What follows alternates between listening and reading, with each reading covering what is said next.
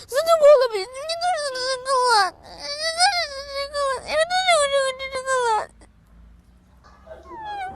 What's going on, guys? K-Dub here with another episode of Crypto Zombie. Welcome back to the channel. Hope you're having a great start to your week. Now, today's video is going to be very short. In fact, I didn't even know if I was going to be able to make a video today, but I do have to just talk about what's going on because I can't leave you guys hanging. I was stressing about the significance of the weekly candle close. Now, while it is very, very good, just as far as the numerical value, we didn't get a lot of the indicators that we were looking for. Now, there is something that did happen that has only ever happened a handful of times in Bitcoin's history, and it literally just happened again. Now, historically, this is quite bullish, but there is a catch. So I just want to let you guys know what I'm seeing and why I'm optimistically cautious right now, because there's two things that we have to pay attention to, and it's very, very important moving forward. Also, just want to kind of touch on again the fact that the US continues to fall behind, because now Hong Kong has approved, we have ETFs for Bitcoin and Ether, and there's big news coming out in France too. So lots of stuff to talk about today, guys, but like I said, super quick, super short, so let's dive right into it. So it would be possible to just see Bitcoin continue around this area for sure. If we come over here though, you'll notice that I didn't really get any of these indicators flipping on the weekly the way that I was looking for, right? We were looking for potentially a green or maybe some money flow moving into the green. We did get this little green dot, but really it wasn't enough for that major confirmation. So while it is an extremely exciting time, I just want everyone to be careful right now, especially if you're just, going in with like some crazy 10x long or something, which I don't suggest you do that. But as you can see right here, we still are hitting this resistance, and we do have plenty of room if we did have to come back down and either retest this upward sloping trend or even just minimally. As you can see, this dotted area right here, we may just come down to retest that one more time, which means Bitcoin could revisit the $28,300 area. Now, of course, I am feeling quite bullish. As you can see right here, we absolutely, no doubt have flipped this EMA ribbon on the weekly, and we had a massive candle. And something else to even show you, which is pretty cool, if you actually look at the monthly EMA ribbon, you could see that typically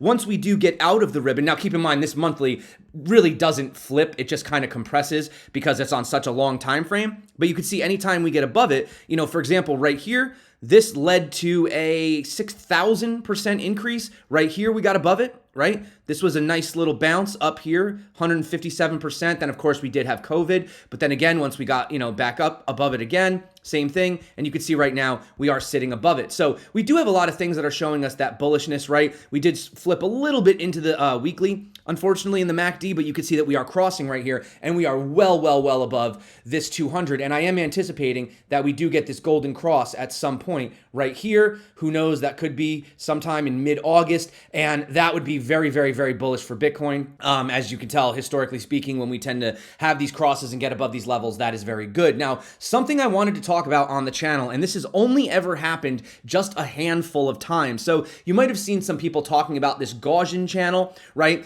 Now, you don't necessarily need to worry about whether it flips to green or whether it flips to red. I'm not really looking at that right now. I'm simply looking at the fact that we've broken out of the Gaussian channel. Now, we've done that a few times in the past, right? You could see we did right here. We broke out, we had a fake out, but I do want you to see what happened here. This was in the red. Even though we broke out, Bitcoin then had a 40% pullback. And I know it looks like nothing on the chart right now. You gotta really zoom in. I mean, look at how detrimental this looked back in the day, right? So, this came out and boom, we had this 40% drawdown, right? Super crazy on the weekly. Of course, you zoom out and it's absolutely nothing on the chart. It's just a little blip. But I just want you to be careful. Of course, though, that did ultimately set us up for that massive run to the top, right? Come over here again. We did have the breakout, came up to the top from the breakout point. We had about a 63% move. But then again, don't forget, and a lot of people might blame this on COVID, of course, but we did fall back down. Now here was extremely bullish because we had the Gaussian breaking out of the green. So right here, you could see all we did was we had a retest,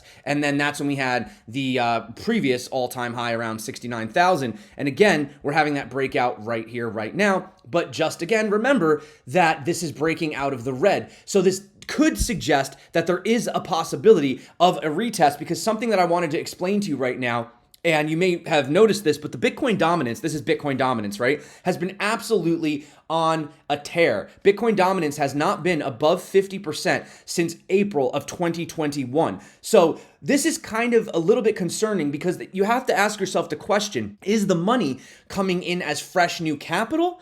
Or is Bitcoin just pumping so hard because a lot of people are exiting out of these altcoins because of the SEC and all this other stuff? That's something that you do have to worry about, because if we do see a major shift in the Bitcoin dominance, but we don't see more inflow into the market space, then you are going to potentially see Bitcoin come down and retest some of these levels, because we're being held up at the 1.618. And you can see right here, when we take the previous high of that 14K that we had in June of 2019, you can see right here where these two candles intersect. Also, look at this. This was the May. This is the Terra Luna wick. Boom. Look at that. Exactly touching that spider line. And then look at this. 1, 2, 3, 4 months so far sitting under this. So that's another thing. I want to see us break above the 1.618, which is sitting at around 30,600. And then I want to see a retest like this and then something like that. That would be very much convincing. We are above this on the weekly, but of course, there's always the chance we fall back down and retest. And you could even, worst case scenario, have a retest down here. Guys, of course, if you do want to learn how to trade, make sure that you watch the tutorials popping up right here, right now.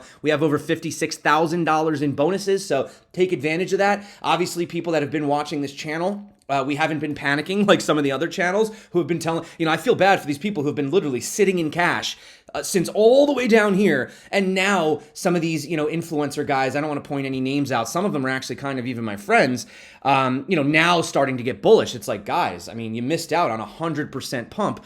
But again, I do believe as long as we maintain this upward sloping trend, you could see very, very clearly why this is an issue. But again, we could come down, retest this major macro uptrend. Do I think we're going to go down to 18,000? Personally, no, I don't at this particular moment, but I'm not ruling anything out of the cards. Do I think we're going to go lower than the low? Absolutely not. I don't think you're ever going to see Bitcoin ever go to the $15,500 area again. You may have some freak accident, where maybe we retest this, because don't forget, that's where we had the 2017 close. We had this cluster right here. We had all of the support right here. So could we retest it one more time? It's possible, but I don't think at this point that it is likely. Another thing I wanted to point out was the Lightning Network's capacity has hit an all-time high in US dollar amount right here. You could see 170 million, right, in transactions. So obviously Bitcoin is growing, Lightning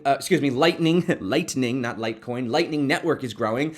And I don't know if you guys saw this on Friday, the SEC actually approved the nation's first leveraged Bitcoin futures ETF offered by Florida-based Volatility Shares. Now, of course, this is a futures. It's not a spot. I don't know why, because really you would think that the futures would be actually more risky, but I guess the SEC is a little bit backwards. So, this is going to start on June 27th, which is tomorrow. The turbulence of 2017, according to Jonas Betts, crypto market analyst, has led to a decline in confidence in crypto-native institutions, presenting traditional financial institutions with a prime opportunity to enter the crypto market. You can also see right here, $2.3 billion asset management giant registers for crypto custody in France. Right? So I don't know all these French names and stuff, but yeah, so that's another thing happening.